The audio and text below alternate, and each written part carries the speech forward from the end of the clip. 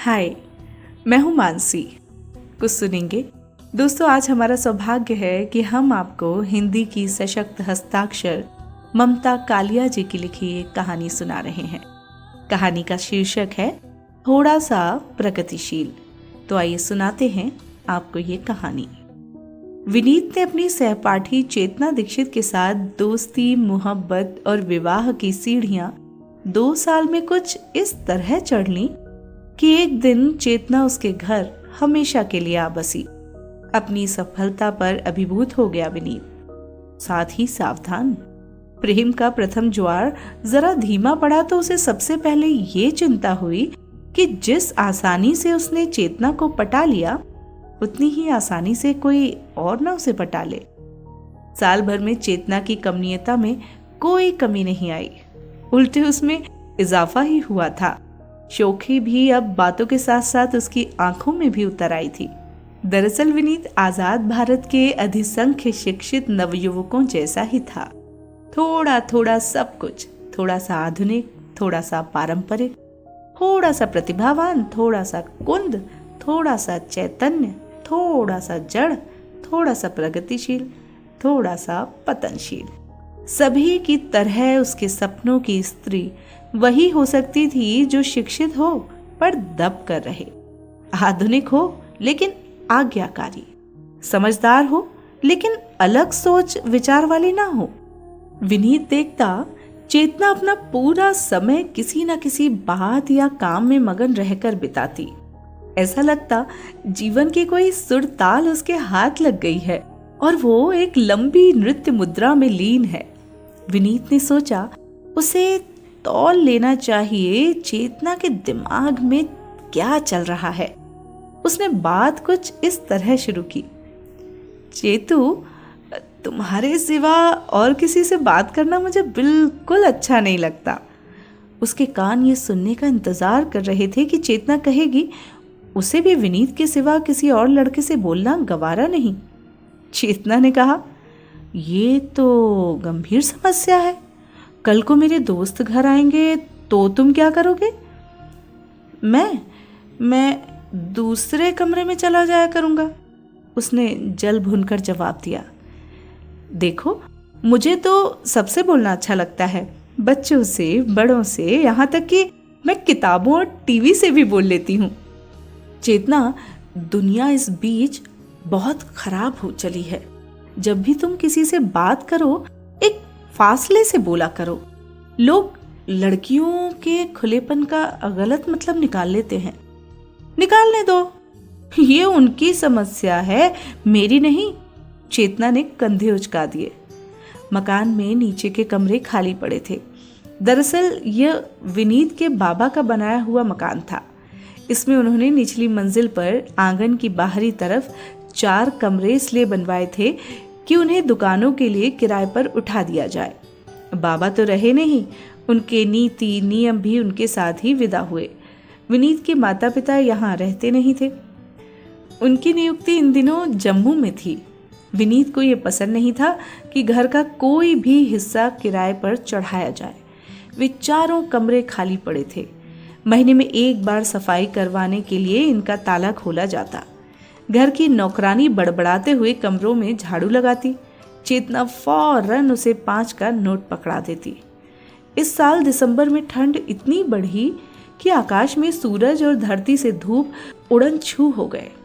लोगों ने अपने कुल जमा गर्म कपड़े पहन लिए, लेकिन हर वक्त यही लगता जैसे हर अंग बर्फ में लिपटा हुआ है। ऐसी एक ठंडी शाम कॉफी हाउस से लौटते हुए विनीत और चेतना की नजर अपने रिक्शे वाले पर पड़ी। उसने एक सूती चादर ओढ़ रखी थी, लेकिन रिक्शा चलाने से वो बार बार उड़ रही थी। चादर के नीचे कमीज भी सूती थी। वे द्रवित हुए। विनीत ने कहा, घर में इतने पुराने गर्म कपड़े पड़े हैं, इसे 2-1 कपड़े दे दें। चेतना बोली, नीचे के कमरे में बड़े ट्रंक में होंगे। घर पहुंचकर चेतना ने रिक्शे वाले से कहा, रुको, तुम्हें स्वेटर देते हैं। वो ऊपर से कमरे और बड़े ट्रंक की चाबियां लाई। ट्रंक में वाकई बाबा आदम जमाने के रजाई, गद्दे और पुराने कपड़े भरे हुए थे। उसने अच्छी हालत वाला एक गरम कुर्ता और ऊनी चादर निकालकर रिक्शे वाले को दे दी। रिक्शे वाला उनसे घर पहुंचने का किराया नहीं लेना चाहता था। वो बार बार हाथ जोड़ता, नहीं मालिक, आपने कई दिनों की मजदूरी दे दी। पर विनीत और चेतना ने जोर देकर उसे पैसे दिए। रात को नीचे का मुख्य द्वार बंद करते हुए चेतना ने देखा रिक्शे वाला कहीं गया नहीं। वो वहीं उनके घर के आगे रिक्शे में ऊनी चादर ओढ़कर गुड़ी मुड़ी हुआ पड़ा था। उसने विनीत को बताया। विनीत चिंतित हो गया। ये बर्फानी रात में अकड़कर मर जाएगा, देख लेना। चेतना ने सुझाया, विनीत, क्यों ना इसे नीचे के कमरे में रात काटने दें, सबके सब खाली तो पड़े हैं। विनीत ने नीचे जाकर रिक्शे वाले को उठाया और कमरा दिखा दिया। शरण का आश्वासन मिलने पर रिक्शे वाले ने हाथ जोड़कर विनीत के आगे झुककर धन्यवाद किया। फिर उसने हाथ ऊपर उठाकर परवरदिगार का शुक्र अदा किया। विनीत ने उसका नाम पूछा। उसने बताया, रहमत। यह सब सिर्फ एक रात का इंतजाम था जो सारी सर्दियां जारी रहा। इतनी ठंड में उससे ये कहना कि जाओ अपना रास्ता नापो बड़ा कठिन था, खासकर तब जब रहमत सुबह उठकर चारों कमरों के साथ आंगन ड्योढ़ी की भी झाड़ू लगा देता, पौधों में पानी डालता और बड़ी खुशी खुशी विनीत को दफ्तर छोड़ाता। कभी कभी चेतना भी उसके रिक्शे में बाजार चली जाती। एक रात बहुत ज़्यादा ठंड पड़ी। पहाड़ी कस्बों में बर्फ गिरी तो मैदानी कस्बे भी जमने लगे। चेतना को लगा रहमत को ठंड लग रही होगी। उसने अपने कमरे की खिड़की से आवाज़ लगाई, रहमत, तुम्हें ठंड तो नहीं लग रही? रहमत ने जवाब दिया, नहीं मालकिन। विनीत की नींद टूट गई। उसने चिढ़कर चेतना की तरफ देखा। ये बात दिन में भी पूछी जा सकती थी। दिन में तो धूप की रजाई होती है, पाला तो रात में ही पड़ता है। अगर उसे ठंड लग भी रही थी तो क्या करोगी? क्या अपनी रजाई उसको दे दोगी? तुम तो बात का पतंगड़ बना देते हो। वो ऐसा कहेगा ही नहीं, विनीत बड़बड़ाया। मेरी अच्छी भली नींद चौपट कर दी। दफ्तर की तरफ से स्कूटर खरीदने के लिए विनीत ने 6 महीने से अर्जी लगा रखी थी। इसमें यह सुविधा थी कि सरकारी कर्मचारी को निर्धारित मूल्य पर 10% की रियायत मिल जाती और मांगने पर प्राविधि खाते से पैसे निकालने की अनुमति भी। जिस दिन स्कूटर आवंटन की खबर आई, विनीत खुश हुआ। उसने शाम को घर पहुंचकर चेतना को बताया। चेतना के मुंह से तत्काल निकला, बेचारे रहमत का क्या होगा? इसका क्या मतलब? हमने क्या उसका ठेका ले रखा है? जाए वो जहां से आया था। विनीत झुंझला गया। यकायक वो कहां सिर छुपाएगा? 6 महीने से यहां टिका हुआ है। स्कूटर आने के बाद हम रिक्शे वाले का क्या करेंगे? हमने कोई सरकारी रैन बसेरा तो खोला नहीं है। इंसानियत की कोई चीज होती है? चेतना बोले बिना नहीं रही। तुम उसकी इतनी फिक्र क्यों कर रही हो? तुम्हारा क्या लगता है? मैंने सोचा था तुम स्कूटर की खबर से खुश होगी। खुश तो मैं हूं, पर एक गरीब का आसरा छिनेगा ये बात खराब है। तो क्या करें? क्या हम एनजीओ खोलकर बैठ जाएं और अपने इलाके के सारे भूखे नंगों को शरण दें? इसके लिए बड़ा कलेजा चाहिए। हम तो एक अदद बेघर के सिर पर छत नहीं दे पा रहे, जबकि वो अपने पैरों पर खड़ा है। विनीत बहुत चिढ़ गया। उसने मन ही मन तय किया, आने दो आज रहमत को। उसे ऐसी झाड़ पिलाऊंगा कि खुद ही अपना बोरिया बिस्तर उठाकर भाग जाएगा। ये चिढ़ केवल रिक्शे वाले तक सीमित न थी। छोटी छोटी बातों में विनीत को ढेर सा गुस्सा उमड़ता। कई बार वो अपने दफ्तर के दोस्तों को घर लाता। वे तय करते विनीत के घर बैठकर बियर पीकर थोड़ा रिलैक्स हुआ जाए। बाकी साथियों के घर में एकांत का अभाव था। किसी के यहाँ माँ बाप की मौजूदगी तो किसी के घर में बच्चों की चिल्लपों आराम का माहौल न बनने देती। विनीत का घर इस मामले में निरापद था। इस तरह के कार्यक्रम के लिए सब खुशी से खर्च में हिस्सा बांटते। चेतना नमकीन और सलाद का इंतज़ाम कर देती, लेकिन नमकीन की प्लेटें रखने के साथ साथ वो खुद भी आ बैठती। विनीत किसी न किसी बहाने उसे उठाता रहता, नमक लाओ, नींबू लाओ, बर्फ लाओ। वो फौरन सामान लाकर पुनः बैठ जाती, किसी तरह अपने गुस्से पर जब्त कर।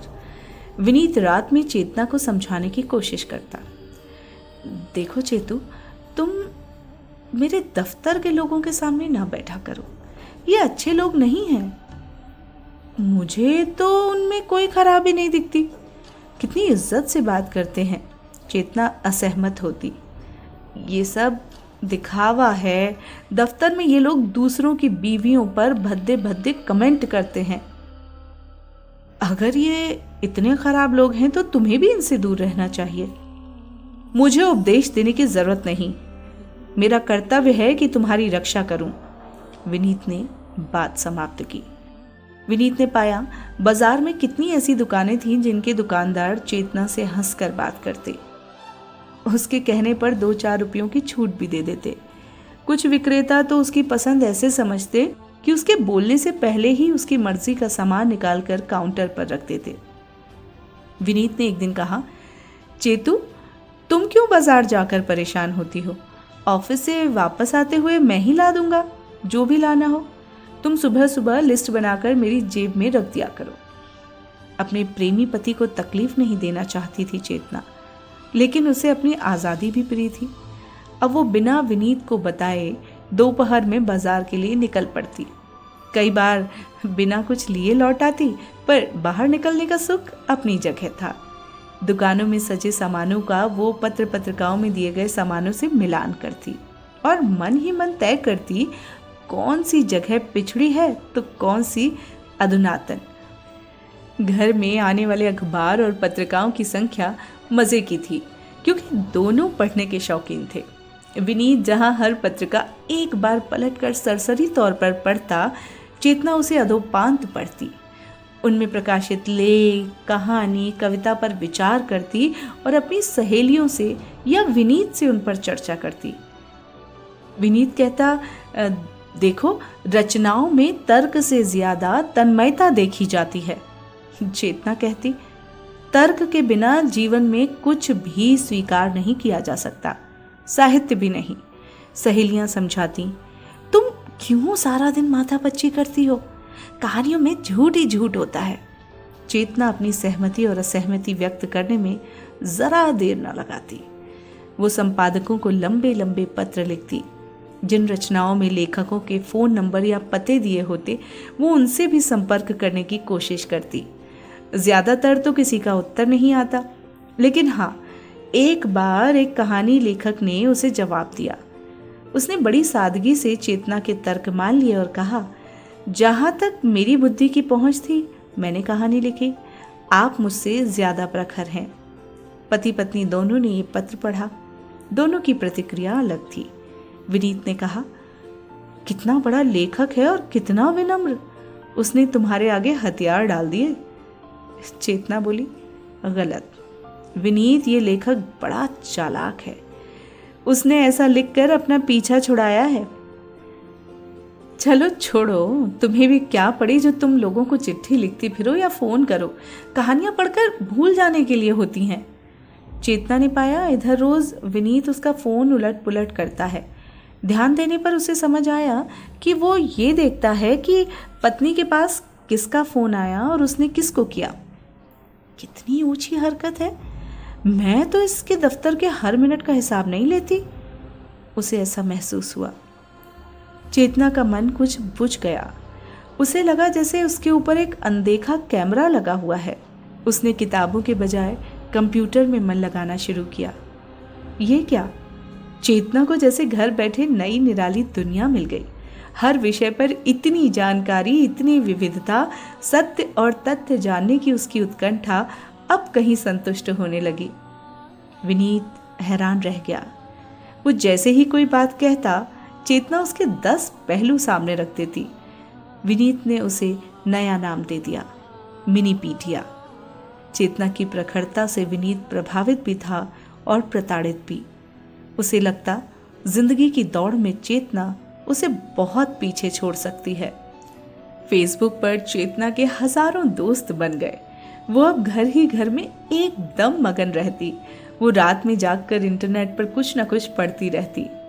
आजकल विनीत कुढ़ रहा है और मना रहा है कि कहीं चेतना नौकरी करने का इरादा ना कर ले। लगता है वहां भी वो उसे पछाड़ गिराएगी। ये थी ममता कालिया जी की लिखी कहानी थोड़ा सा प्रगतिशील। आपका बहुत शुक्रिया, आपने हमें इस कहानी के पॉडकास्ट की अनुमति दी। और दोस्तों, अब अपनी बात, न जाने ऐसे कितने बहुत पढ़े लिखे असंख्य नवयुवक होते हैं जो थोड़ा सा प्रगतिशील भी होते हैं और थोड़ा सा पतनशील भी। तो बस हमें पहचानना बहुत ज़रूरी है। चलते हैं, अपना और अपने अपनों का बहुत ख्याल रखिए। टेक केयर, अलविदा।